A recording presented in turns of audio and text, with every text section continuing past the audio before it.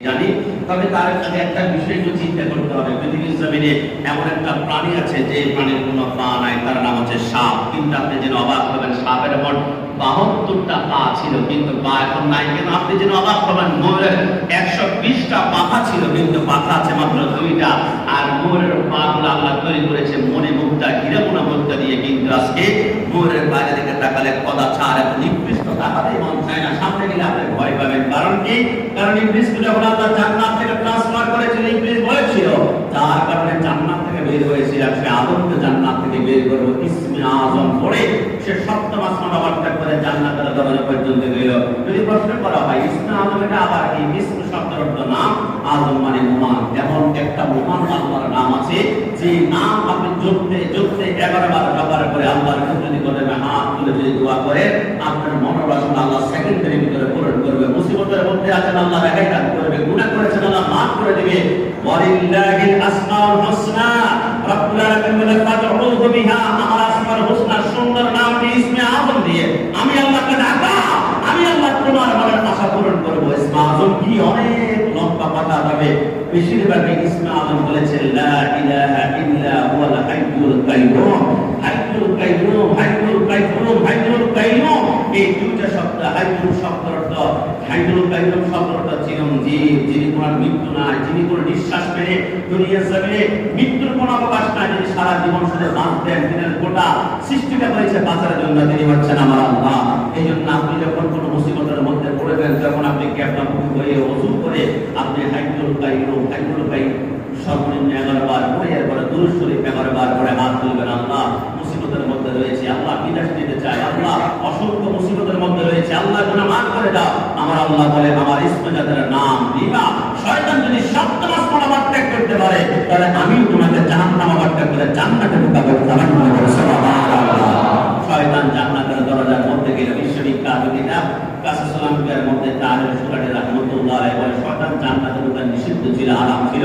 কিন্তু জান্নাতের দরজার মধ্যে গিয়ে দেখে একটি ময়ূর পাখি বসা আছে, যার 120টা পাখা। বলল ময়ূর, আমাকে ডানার মধ্যে করে জান্নাতে ঢোকার সুযোগ করে দাও, তোমাকে এমন একটা দোয়া শিখাবো, আল্লাহ তোমাকে জান্নাত থেকে বের করতে পারবে না। ময়ূর টেনশনে পড়ে গেল, তাই নাকি? বলল হ্যাঁ, ডানার মধ্যে নিল। বলে আমাকে গমগম ফলের গাছের নিচে নিয়ে চলো। বলে এটা কখনো সম্ভব নয়, যে গাছের নিচে পয়গম্বর আদম আর হাওয়া ঢোকা পর্যন্ত যাওয়া যায় না, সেখানে আমি কেমনে যাবো? এবার ময়ূর পাখি সামনে গিয়ে বললো ভাই একটা কাজ করো, তোমার মুখের ভিতরে তুমি ইবলিসকে নিয়ে গমগম ফলের কাছে নিয়ে যাও, তোমাকে একটা দোয়া শিখিয়ে দেওয়া হবে। যে দোয়াটা করলে আল্লাহ পর্যন্ত তোমাকে জান্নাত থেকে বের করতে পারবে না। সব হাত তুলে ইবলিস ঢুকলো গমগম ফলের কাছে, নিচে প্যাকেটের ভিতর থেকে মা হাওয়া আলাইহিস সালামকে বড়চুলা দিয়ে গমগম ফল খাইয়েছিল, সবাই আমরা জানি। আমার আল্লাহ বলে সাপ, তোকে আমি এত সুন্দর করে 72টা পা দিয়েছি, আর তুই সাপের মুখের ভিতরে আমি সুগন্ধি বা নেশা করে নিয়েছিলাম, কিন্তু তোর মুখের ভিতরে ইবলিসকে নিয়েছিস আর হাতে হেঁটে গমগম ফলের কাছে নিচে গিয়েছ। আমি তোমাকে 3টা শাস্তি দিলাম। 1 নম্বরে তোমার 72টা পায়ের ভিতরে একটা পা আমি আর রাখলাম না, নিঃশ্বাস করে দিলাম।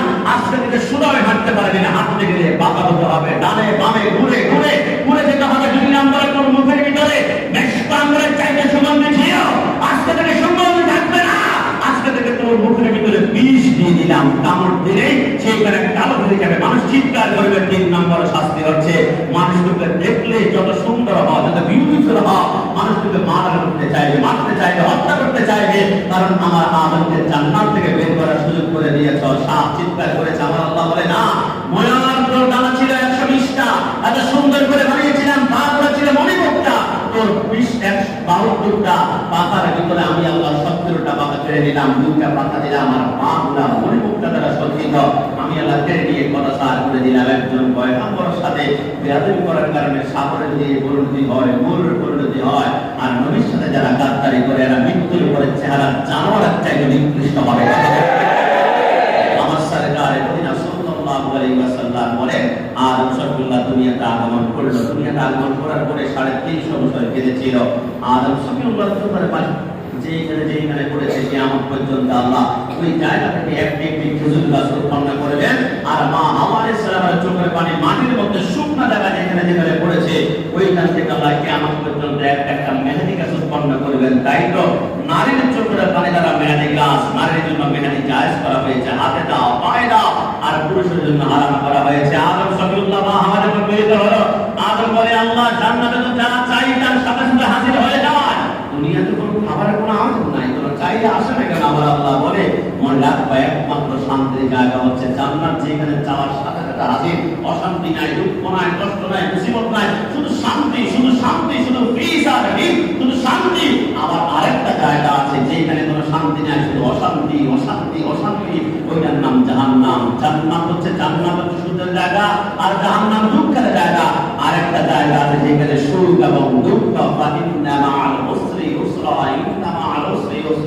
ওইটার নাম হচ্ছে দুনিয়া। কোটিপতি হতে পারো, শিল্পপতি হতে পারো, যত হাজার বিলিয়নপতি হতে পারো, তুমি যদি চিন্তা করো শান্তি কিনবো, শান্তির রেগুলার চাই, সেকেন্ডে সেকেন্ডে চাই, মৃত্যুর আগ পর্যন্ত দুঃখ টাচ করবে না, তারা জানে না দুনিয়া হচ্ছে সুখ এবং দুঃখ নিয়ে হচ্ছে দুনিয়া। সুখের বাপ আসলে শুধুই কেবল আলহামদুলিল্লাহ বলেন। কখনো ক্যান্সার হয়েছে, লিভার ফুটো হয়েছে, আপনার বিশাল রোগ হয়েছে, আলহামদুলিল্লাহ বলতে পেরেছেন, কারণ সুখের মালিক আমার আল্লাহ। আবার মুসিবত আপনার মাধ্যমে আপনি আয় করে নিয়েছেন, এই জন্য সুখ দুঃখ মিলে হচ্ছে দুনিয়া। সাবান করে বলে সুবহানাল্লাহ। সুখ যেমন গ্রহণ করেছেন, দুঃখকে গ্রহণ করতে হবে, দুঃখকে মেনে নিতে হবে। আল্লাহর নবী আদম সবিউল্লাহ বলে আল্লাহর কাছে ফরিয়াদ করলাম, আল্লাহ আমার জন্য জান্নাত থেকে 2 টুকরা লোহার টুকরা পাঠিয়ে। আমার আল্লাহ বলেন আদম তুমি লোহা দিয়ে সুন্দর করে নাঙ্গল তৈরি করে চাষাবাদ করতে হবে। তোমার আদম সবিউল্লাহ বলে আল্লাহ লোহা দিয়ে আমি তো নরম করবো, সফট করবো, লিকুইড করবো, তরল করবো, আল্লাহ কি দিয়ে করবো? আমার আল্লাহ বলে এক মালিক নামক ফেরেশতা জাহান্নাম থেকে সামান্য একটা আগুন নিয়ে যাও। আগুন যখন জাহান্নাম থেকে নিয়ে মাটির উপর রাখলো, জাহান্নামের আগুন এত 10 সেকেন্ডের ভিতরে 7 জন ছাদ করে আমার জাহান্নামের মধ্যে চলে গেল। আল্লাহ জাহান্নামের একটা দুনিয়া কভার করতে পারে না, কন্ট্রোল করতে পারে না। আমার আল্লাহ